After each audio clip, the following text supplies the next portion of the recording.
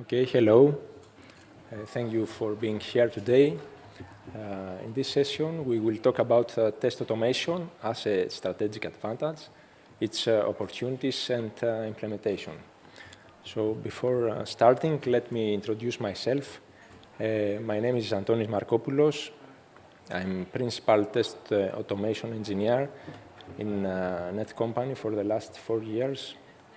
I have been working in the testing industry for more than 18 years, so I have seen how testing has evolved all over these years. But what stays the same is the need to give to the customer a bug-free service application or with the less possible bugs. So the concept of testing is very vital in our case. That's why actually Net Company has more than 250 testers, manual testers, and test automation engineers in the company, which makes us the biggest company for testing in Greece, even in the Balkan area, I think.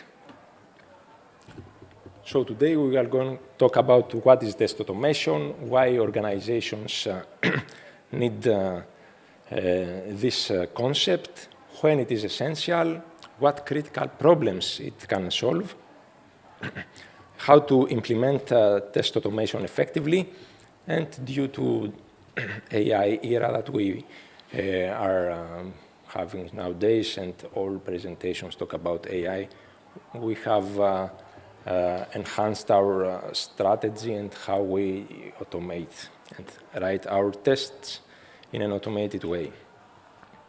So, what is test automation? Test automation involves using software tools in order to run tests automatically, so comparing the actual outcomes to the predicted ones.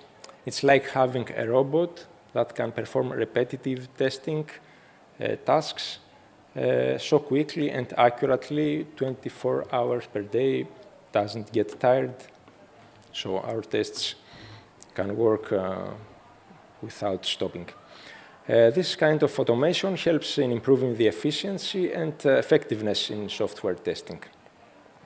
So why it is very important? Not only test automation, but in general testing, but here we'll talk about test automation.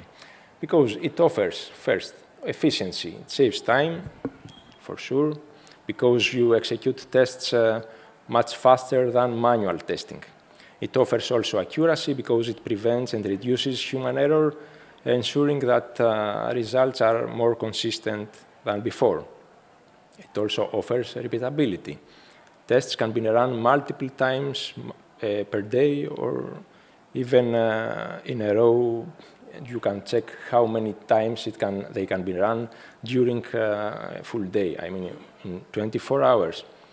So it also enhances coverage. You can run and execute larger number of scenarios, and also its cost effectiveness. Because it saves resources in the long run, so our people can work on something else which has higher value. When is it essential, though? It's essential in various kinds of testing.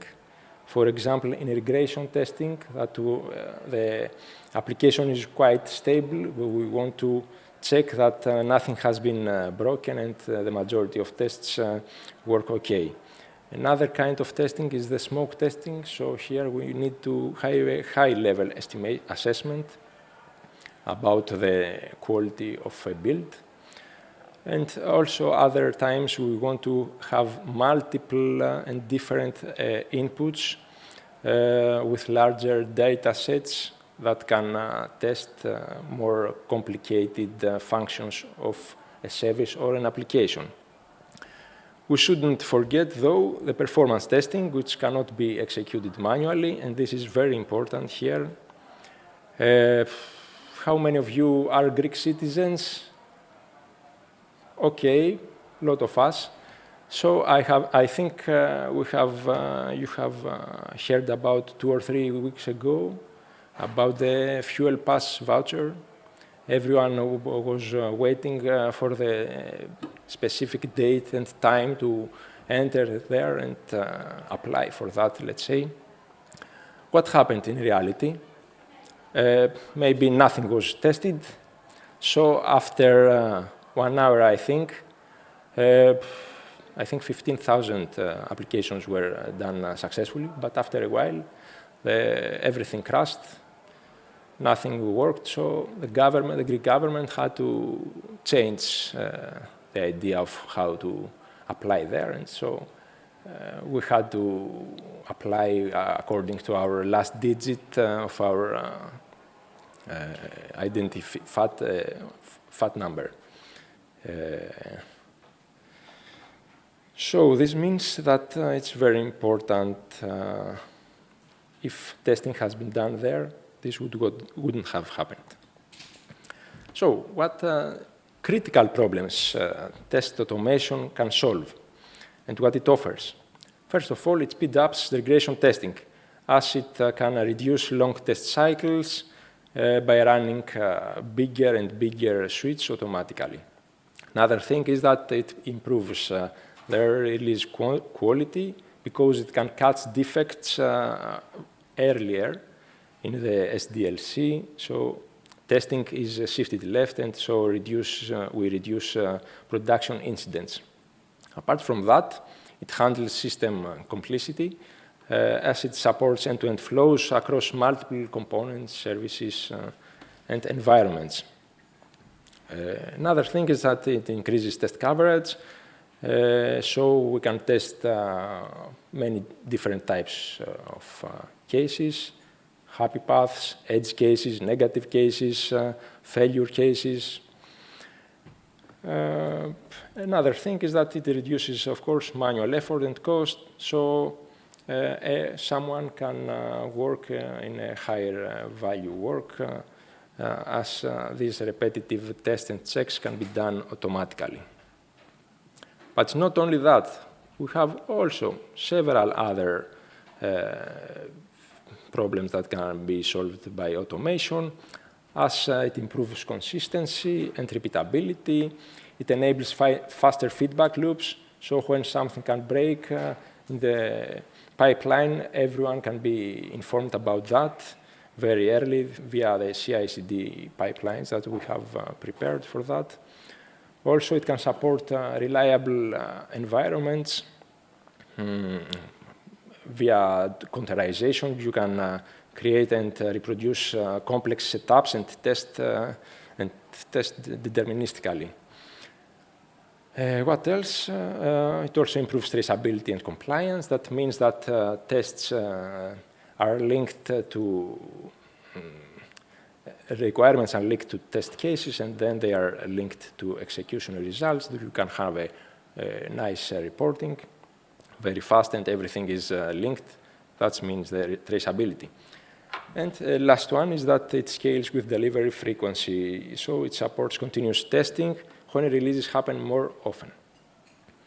So now, how this can be implemented? The main concept here is the testing pyramid. This pyramid, as you can see at the bottom, the base of pyramid, we have the unit testing, and as we go above, there are other several kind of tests, like component testing, integration testing, UI and API testing, and at the top of the pyramid, it's the manual exploratory testing. As you can see, the area of the base of the pyramid is larger than at the top. That means that, for example, if we had 1,000 tests, so unit tests would be, for example, 400, then the component test 300, 200 the integration tests, and it goes like that. Here we should mention that unit tests are very fast in contrast to the exploratory tests, and as you go upper to this pyramid, so that these tests last more. So some words about the unit tests, or all of these layers that we have discussed. Unit tests actually test some small units of code in isolation. Normally, here, developers and testers, in general, they have to cooperate. It's not something only for testers here at the testing. So these unit tests, it's for the developers. They write them. And what they offer, fast execution. They focus on testing very small functionalities. They must be deterministic and must not depend on external dependencies. As far as integration tests are concerned, they test interactions between these units that we have tested before and how they integrate between them. So even these tests are written by developers, and these tests ensure that components work okay together as expected. And however, they must not use business logic or utilize actual production dependencies. For that reason, since the majority of applications have databases, here integration tests use an in-memory database. And also if it is a Spring Boot or Spring application, these tests use the concept of Spring context. This is an example of an integration test, very simple one. You add two contacts, then you get a list of contacts, and you can verify, you can get an assertion about if what you get, this list, contains these two contacts that you have created in the beginning. About API tests, these are some tests that validate APIs. I think anyone knows that. I mean, what it means.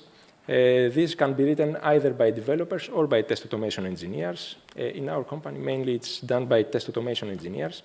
And they actually focus on requests, responses, the data formats, and the status codes that are given back to the system.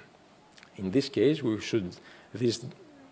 in these tests, we use realistic data, and we should they contain positive and negative and edge cases. They should not be repeatable. So that means if you have checked something in an API, then there is no reason to, in another second API test, to repeat that kind of test. And they should be independent and capable to be parallel, to be executed in parallel. So this is an example of API test. In this case, we use REST assured library. It's a simple GET request. So we get the response. We check that the response is a 200 OK message, and it contains a specific string. As far as UI tests are concerned, those tests are test the application's user interface to ensure it behaves correctly and smoothly. They are written mainly by test automation engineers. They validate user flows and functionality. So what it checks the screens, the flow, the menus, drop-down menus, buttons, radio buttons, etc. So these kind of tests are the slowest one, and since there is some interaction with UI elements. Since we ran out of time, I cannot, this was a video here, but I wanted to show here that if someone in a very simple UI wanted to test manually something, then it would take at him 1 minute. If you do it automatically, it takes you 5 seconds or even less. That means you earn 90% of your time while executing the tests. So for all these kind of tests that we have discussed, in our company we use several functional test automation stack and technologies like Java, Python, TypeScript, SOAP UI, Ready API, Selenium, Playwright, Cypress, Selenide, Citrus. There are also other technologies that I discuss here that I have not added here. And also we have the non-functional, the performance, as we said before, these kind of tests, non-functional tests. that can be executed by using JMeter or Taurus or Grafana K6, Load UI, again, Ready API, in Java and in Python. So the future in this AI era that we are all discussing this period of time is that we also here, the test automation engineers, AI helps us. So in this case, we try to implement, we have started implementing an internal AI plugin. We don't have there is no point in using, let's say, GitHub Copilot. We create our own plugin that is focused specifically to the creation of tests, the testing activities, and several time-consuming tasks that we do for our automated tests. And since we use it daily, we can reevaluate this AI plugin and update the AI output accordingly. One, for example, case that is very critical and helps us very much is the self-healing concept, which is an approach that our tests can be executed automatically. And if, for example, an upgrade to the UI to a UI happens and a locator can change, then this self-healing approach can change the locator or change the waiting time in order the test to pass. It changes automatically the locator, and then the next time, since the locator is the correct one, the test passes. All of this can be done by MCPs. In this case, for example, we use the Playwright MCP, which helps us integrate with Playwright MCP and act on that interface to have interaction with the UI. That's all for today's session. I think testing is very important. All of us think about AI era, but we quite forget that what really matters at the end of the day is the service, the application that we offer to the customer and what value it brings to them. So testing is very important. And I have a last example of something going wrong. I don't know if anyone runs here. Here in Greece today, there was applications for Athens Marathon. It was about 12 o'clock. No one could enter. The server was crashed. I don't know if yet it works. I don't know. Did you manage? About 1 o'clock. Great. It was only 1 hour. So that means 1 hour, all of you, me, that we ran, all of people from worldwide were refreshing and refreshing. This is the bad thing when something is not tested correctly. So thank you a lot. If you want to discuss anything else about testing, you can find me at our booth. It's downstairs, booth 15, Net Company. Thank you.